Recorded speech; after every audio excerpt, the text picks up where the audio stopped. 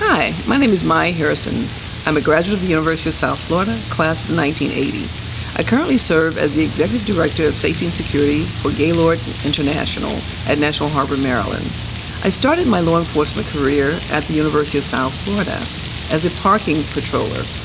At that time, I realized my interest in law enforcement, in addition to wanting to do that all my life. But getting to see firsthand how law enforcement officers operated was really wonderful. My early experience was with Sergeant Robert Suick of the University of South Florida Police. Because of his interest in me, his personal interest in me, I was able to excel as a law enforcement officer. From 1975 to 76, I worked as a parking patroller, as explained before, and then I was allowed the opportunity to go to the police academy. Upon graduation from police academy, I became a police officer at the University of South Florida. Robert Suick was my sergeant, and I can tell you that was a true experience. Bob Suick, as we affectionately called him, was a sergeant of all sergeants. He made sure we had the tools we needed to get the job done.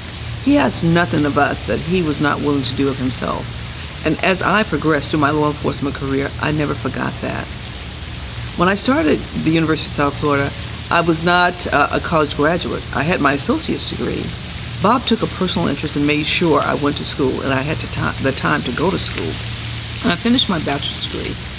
When I finished my degree and working as a police officer at the University of South Florida, it was amazing because he taught me report writing.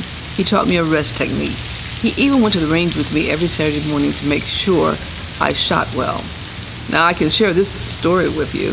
When I first graduated from the police academy, I could not shoot. I barely qualified. And when I first arrived at the police department, Bob said to me, everyone who works for me is a revolver master. You too will be a revolver master when you leave here. And he was absolutely correct. He took the time to take me to the range to make sure I had those tools that I needed. The education that I received at the University of South Florida was unparalleled. Because of the education I received, I was able to excel in law enforcement. I left the University of South Florida Police in 1980 when I was recruited by the Hillsborough County Sheriff's Office. And there I worked as a deputy sheriff, undercover narcotics detective, prescription fraud detective, internal affairs investigator, and road patrol corporal. An amazing experience as well. In 1984, I was nominated for International Association of Chiefs of Police, the International Association of Women Police, as their Officer of the Year. I did not win the honor, but the nomination was amazing. And from there, I was recruited by the FBI. I joined the FBI in 1985, February of 1985, and did my training at Quantico, Virginia. From there, I became a special agent with the FBI, and I held several positions there.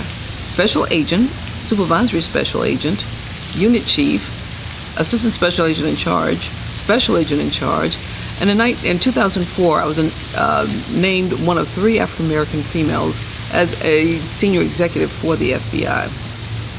From there, I went on and became section chief, agent in charge, and then finally I ended my career as a deputy assistant director with the FBI. The experience that I had there and the experience that I had here at the University of South Florida is absolutely amazing.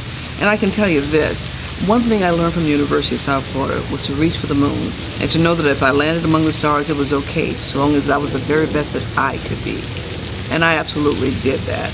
I've enjoyed everything that I've done. I've traveled the world. I've gotten to meet people I never would have met before. I've done things I never would have done before. I've traveled. I've met people extensively. And I can tell you right now, if I had to do it all over again, I would not change a single thing.